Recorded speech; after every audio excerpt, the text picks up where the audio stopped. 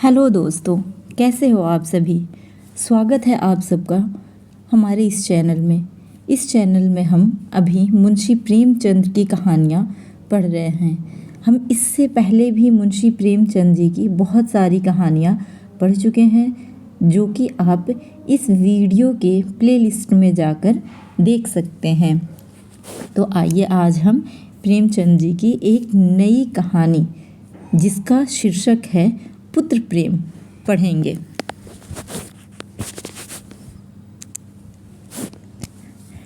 बाबू चैतन्य दास ने अर्थशास्त्र खूब पढ़ा था, और केवल पढ़ा ही नहीं था, उनका यथा योग्य व्यवहार भी वे करते थे। वे वकील थे, 2-3 गांवों में उनकी जमींदारी भी थी, बैंक में भी कुछ रुपए थे। वह सब उसी अर्थशास्त्र के ज्ञान का फल था। जब कोई खर्च सामने आता तब उनके मन में स्वभावतः प्रश्न होता था, इससे स्वयं मेरा उपकार होगा या किसी अन्य पुरुष का।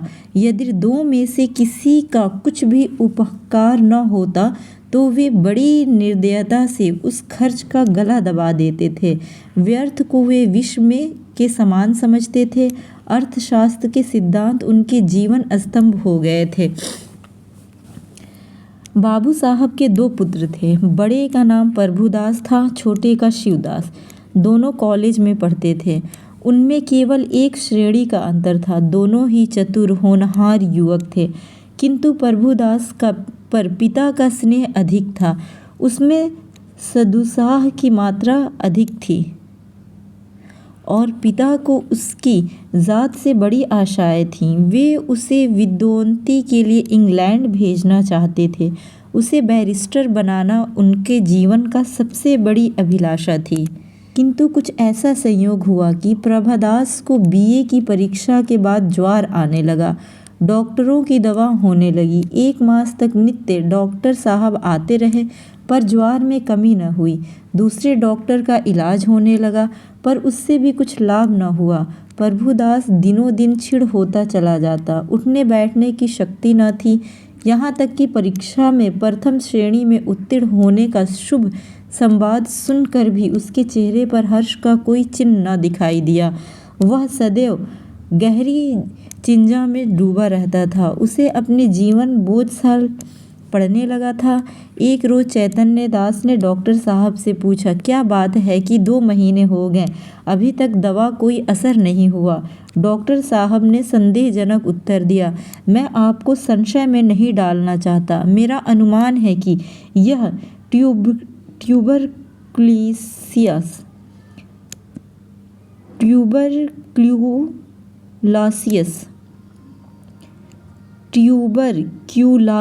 है।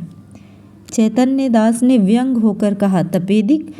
डॉक्टर, जी हाँ, उनके सभी लक्षण दिखाई देते हैं। चैतन्य दास ने अविश्वास के भाव से कहा, मानो उन्हें विस्मयकारी बात सुननी पड़ी हो। तपेदिक हो गया? डॉक्टर ने खेद प्रकट करते हुए कहा, यह रोग बहुत ही गुप्त रीति से शरीर में प्रवेश करता है। चैतन्य दास, मेरे खानदान में तो यह रोग किसी को न था। डॉक्टर, संभव है मित्रों से इसे जर्म कीटाणु मिले हों। चैतन्य दास कई मिनट तक सोचने के बाद बोले, अब क्या करना चाहिए? डॉक्टर, दवा कराते रहिए, अभी फेफड़ों तक असर नहीं हुआ है, इनके अच्छे होने की आशा है। चैतन्य दास, आपके विचार में कब तक दवा का असर होगा? डॉक्टर, निश्चयपूर्वक नहीं कह सकता, लेकिन 3-4 महीने में वे स्वस्थ हो जाएंगे। जाड़े में इसका जोर कम हो जाया करता है। चैतन्य दास, अच्छे हो जाने पर ये पढ़ने में परिश्रम कर सकेंगे? डॉक्टर, मानसिक परिश्रम के योग्य तो ये शायद ही हो सके।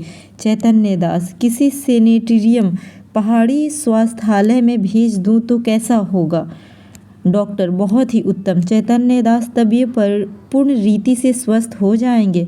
डॉक्टर, हो सकते हैं, लेकिन इस रोग को दबा रखने के लिए इसका मानसिक परिश्रम से बचना ही अच्छा है। चैतन्य दास नैराश्य भाव में बोले, अब तो इनका जीवन ही नष्ट हो गया। गर्मी बीत गई, बरसात के दिन आए। प्रभुदास की दशा दिनों दिन बिगड़ती गई। वह पड़े पड़े बहुधा इस रोग पर भी गई बड़े बड़े डॉक्टर की व्याख्याएं पढ़ा करता था। उनके अनुभव से अपनी अवस्था की तुलना किया करता था। पहले कुछ दिनों तक तो वह अस्थिर सा हो गया था।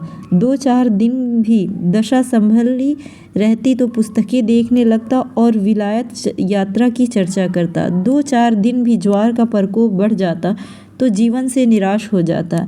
किंतु कई मास के पश्चात जब उसे विश्वास हो गया कि इस रोग से मुक्त होना कठिन है, तब उसने जीवन की भी चिंता छोड़ दी। पथ्यापथ्य का विचार न करता, घर वालों की निगाह बचाकर औषधियाँ ज़मीन पर गिरा देता, मित्रों के साथ बैठकर जी बहलाता। यदि कोई उससे स्वास्थ्य के विषय में पूछता तो चिढ़कर मुंह मोड़ लेता। उसके भावों में एक शांतिमय उदासीनता आ गई थी और बातों में एक दार्शनिक मर्मज्ञता पाई जाती थी। वह लोक रीति और सामाजिक प्रथाओं पर बड़ी निर्भरता और आलोचना किया करता।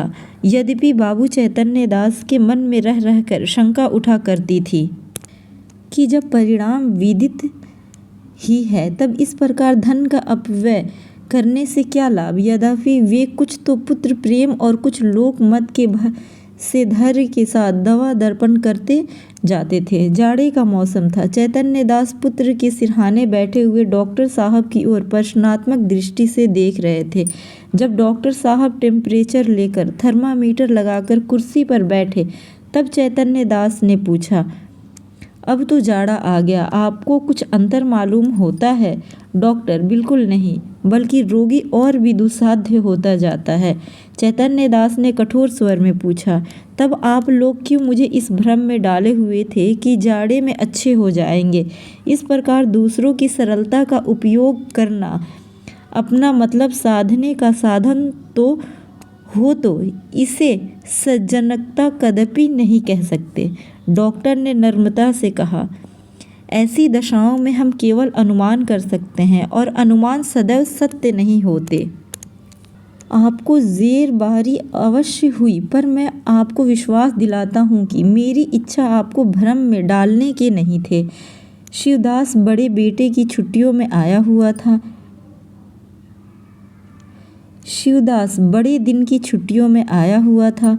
इसी समय वही कमरे में आ गया और डॉक्टर साहब से बोला, आप पिताजी की कठिनाइयों का स्वयं अनुमान कर सकते हैं।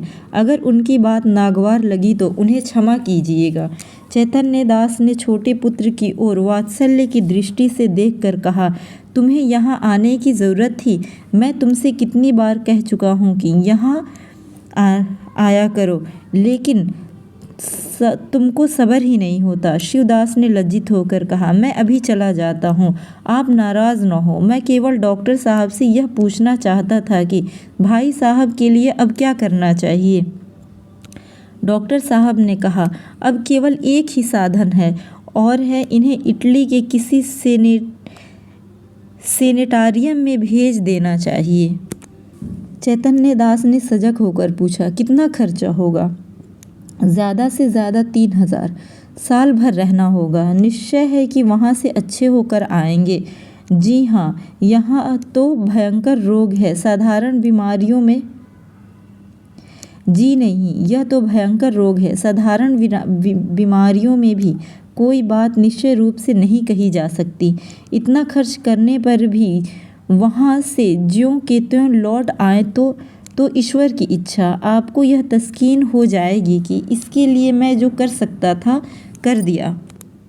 आधी रात तक घर में प्रभुदास को इटली भेजने के प्रस्ताव पर विवाद होता रहा। चैतन्य दास का कथन था कि एक संदिग्ध फल के लिए 3000 का खर्च उठाना बुद्धिमत्ता के प्रतिकूल है। शिवदास फल उनके सहमत था, किंतु उसकी माता इस प्रस्ताव का बड़ी ही दृढ़ता के साथ विरोध कर रही थी। अंत में माता के धिक्कारों का यह फल हुआ कि शिवदास लज्जित होकर उसके पक्ष में हो गया। बाबू साहब अकेले रह गए। तपेश्वरी ने तर्क से काम लिया, पति के सद्भावों को प्रज्वलित करने की चेष्टा की, धन की नराश्वत की लोकोक्तियाँ कहीं इन शस्त्रों से विजय लाभ न हो तो अश्रु वर्षा करने लगी। बाबू साहब जल बिंदुओं के इस शरप्रहार के सामने न ठहर सके। इन शब्दों में हार स्वीकार की। अच्छा भाई, रो मत, जो कुछ कहती हो वही होगा। तपेश्वरी, तो कब? रुपए हाथ में आने दो। तो यह क्यों नहीं कहते कि भेजना ही नहीं चाहते? भेजना चाहता हूँ, किंतु अभी हाथ खाली है। क्या तुम नहीं जानती? बैंक में तो रुपए हैं, जायदाद तो है, 2-3 हजार का प्रबंध करना ऐसा क्या कठिन है? चैतन्य दास ने पत्नी को ऐसी दृष्टि से देखा मानो उसे खा जाएंगे और एक क्षण के बाद बोले, बिल्कुल बच्चों की सी बातें करती हो। इटली में कोई संजीवनी नहीं रखी हुई है जो तुरंत चमत्कार दिखाएगी। जब वहाँ भी केवल प्रारंभ की ही परीक्षा करनी है तो सावधानी से कर लेंगे। पूर्व पुरुषों की संचित जायदाद और रखे हुए पैसों में अनिश्चित हित की आशा पर बलिदान नहीं कर सकता। तपेश्वरी ने डरते डरते कहा, आखिर आधा हिस्सा तो प्रभुदास का भी है। बाबू साहब तिरस्कार करते हुए बोले, आधा नहीं, उसमें से अपना सर्वस्व दे देता जब उससे कुछ आशा होती।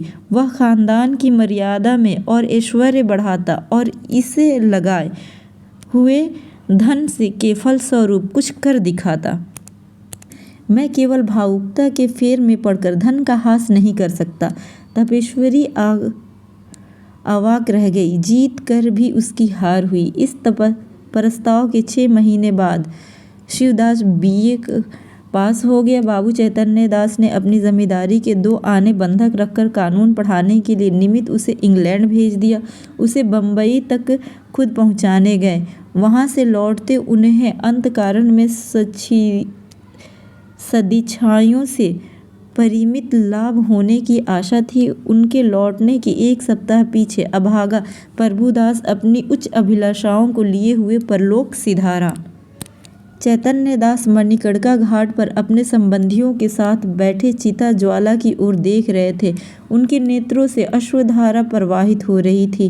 पुत्र प्रेम का एक क्षण के लिए अर्थ सिद्धांत पर गालिब हो गया था।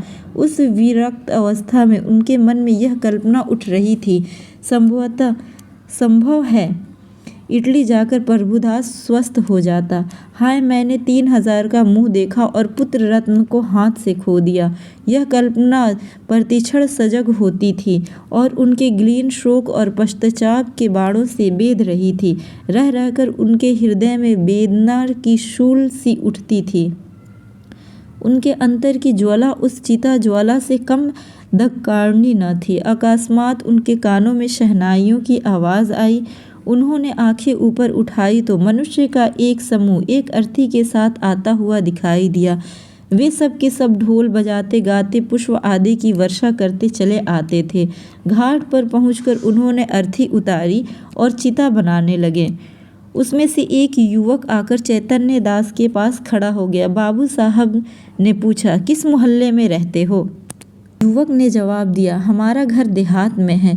कल शाम को चले थे। ये हमारे बाप थे।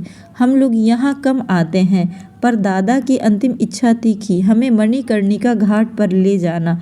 चैतन्य दास, ये सब आदमी तुम्हारे साथ हैं? युवक, हाँ, और लोग पीछे आते हैं। कई 100 आदमी साथ आए हैं। यहाँ तक आने में सैकड़ों उठ गए, पर सोचता हूँ कि बूढ़े पिता की मुक्ति तो बन गई। धन और ही किस लिए? चैतन्य दास, उन्हें क्या बीमारी थी? युवक ने बड़ी सरलता से कहा, मानो वह अपने किसी निजी संबंधी से बात कर रहा हो। बीमार का किसी को कुछ पता नहीं चला। हरदम ज्वर चढ़ा रहता था। सूख कर कांटा हो गए थे। चित्रकूट, हरिद्वार, प्रयाग सभी स्थानों में लेकर घूमे। वैद्यों ने जो कुछ कहा उसमें कोई कसर नहीं की। इतने में युवक का एक और साथी आ गया और बोला, साहब, मुंह देखा बात नहीं, नारायण लड़का दे तो ऐसा दे। इसने रुपए को ठीकरे समझा। घर की सारी पूंजी पिता की दवा दारू में स्वाहा कर दी। थोड़ी सी जमीन तक बेच दी। पर काल बली के सामने आदमी का क्या बस है? युवक ने गदगद स्वर में कहा, भैया रुपया पैसा हाथ का मैल है, कहाँ आता है कहाँ जाता है, मनुष्य नहीं मिलता। जिंदगानी है तो कमाऊँ खाऊंगा, पर मन में यह लालसा तो नहीं रहेगी कि हाय यह नहीं किया, उस वैद्य के पास नहीं गया, नहीं तो शायद बच जाते। हम तो कहते हैं कि कोई हमारा घर सारा घर द्वार लिख ले, केवल दादा के एक बोल बुला दे। यही इसी माया मोह का नाम जिंदगानी है, नहीं तो इसमें क्या रखा है। धन से प्यारी जान, जान से प्यारा ईमान। बाबू साहब आपसे सच कहता हूँ, अगर दादा के लिए आपने बस की कोई बात उठा रखता तो आज रोते न बनता, आज ही चित अपने को धिक्कारता। नहीं तो मुझे इस एक घड़ी जान पड़ता है कि मेरे उद्धार एक भारी ऋण से हो गया। उनकी आत्मा सुख और शांति में रहेगी तो मेरा सब तरह कल्याण ही होगा। प्रभु चैतन्य दास सिर झुकाए ये बातें सुन रहे थे। एक एक शब्द उनके हृदय में शर के समान चुभता था। इस उदारता के प्रकाश में उन्हें अपनी हृदयहीनता, अपनी आत्मशून्यता, अपनी भौतिकता अत्यंत भयंकर दिखाई देती थी।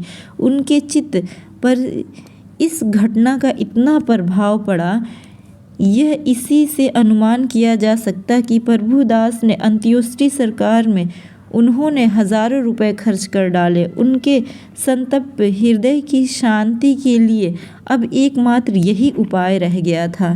तो ये कहानी कैसी लगी आप लोगों को, आप कमेंट करके मुझे ज़रूर बताएं। ऐसे ही कहानियाँ पढ़ने के लिए आप हमारे चैनल को सब्सक्राइब करें, वीडियो को लाइक करें, शेयर करें। धन्यवाद।